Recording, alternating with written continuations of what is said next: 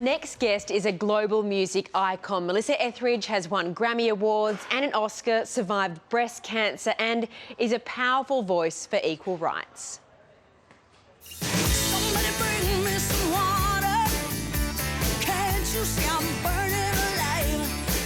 For more than 30 years, she's produced hit after hit. Come to my window.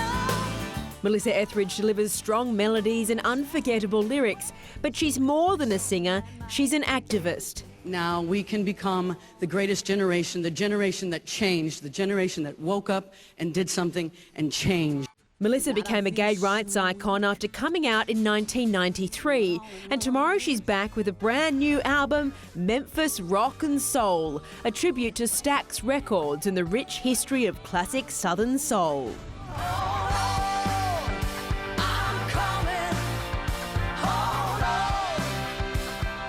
And Melissa Etheridge joins us now from LA. Good morning. Ooh, good morning. How are you? Very, very well, Melissa. Look, Hold On, I'm Coming is such a riot. What was it like recording your own version of that classic song? That song specifically, I had some fear about because that to me is one of my top 3 songs ever recorded. I think it influenced more rock and roll songs, more groups, more singers. Sam and Dave singing Hold On, I'm Coming is just my idea of perfection in music. So when I said, okay, I'm going to do this, I remember thinking, oh my God, now I have to do it. I have to step up. And it's just one of me. That was a duet. I'm doing the whole song. And boy, the most of the performances on this album, Memphis Rock and Soul, are live. And that was one where I was standing there and the band started playing. We counted it off, 3, 4, bam. And I just sang it. And I was so thrilled to be in the moment with these amazing musicians. I went down to Memphis and recorded with them, and we finished that song. And I remember they said, well, that'll do, that's fine. And I think it was just, it was wonderful. Oh, and you can feel it. You can feel that live energy. Look, your new album pays tribute to soul music. What is it about soul that really appeals to you? I believe that soul music, especially the music that was coming out of Memphis, especially the hotbed of all interracial and just everything that was happening in Memphis at the time. You had Elvis, you had country, you had Johnny Cash, you had Otis Redding, all of this just all happening. I think that the Stax records, those were the records that influenced so many of the rock and roll artists that then in turn influenced me. So when I'm looking back in my history and I realize, oh, Led Zeppelin was just singing Muddy Waters. These artists that I were looking, they're just, they were listening to that. And that's what was thrilling. Oh, and so I go listen to that, and I get it. This is where, when I wrote Bring Me Some Water, and I think I'm sounding like the Rolling Stones, well, they were sounding like Albert King, and that, so this is really where the music I'm making comes from. And so I just wanted to go right back into Memphis. I wanted to find and record the music that would move people again the way that like the Bring Me Some Water did. Oh, such a good song. Now, Melissa, you're a famous advocate for gay rights. Australia is looking at a plebiscite on same-sex marriage. What would you say to our politicians who continue to be divided on this issue? I would say look at where you're coming from. Look at what the fear is.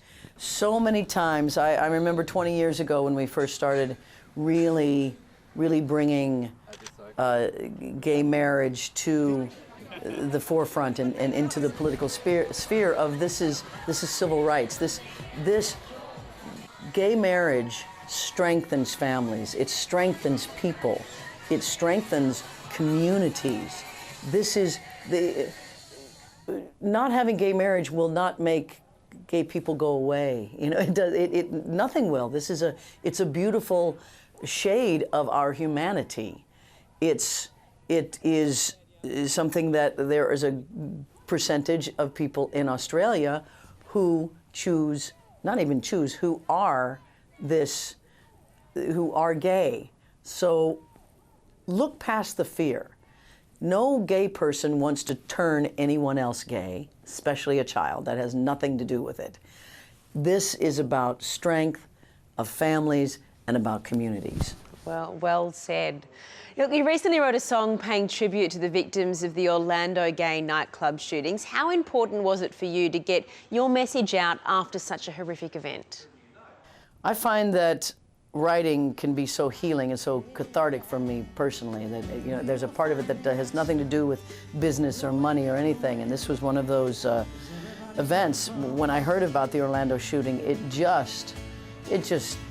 made me so sad, because I grew up, I spent years and years in bars just like that. I know that's a community space. It's not your normal bar. It's a place where people go to be free, to be who they are, to get strong about their community and who they are.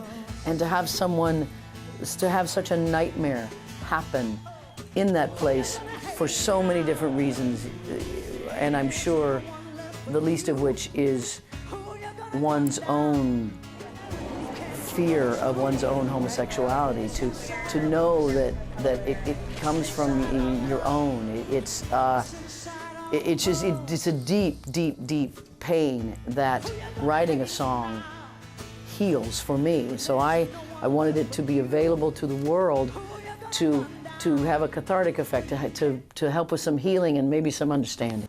And that song and all of your music resonates with people all over the world, including, of course, here in Australia. You were here earlier in the year for the Byron Bay Blues Fest. When can we get you back?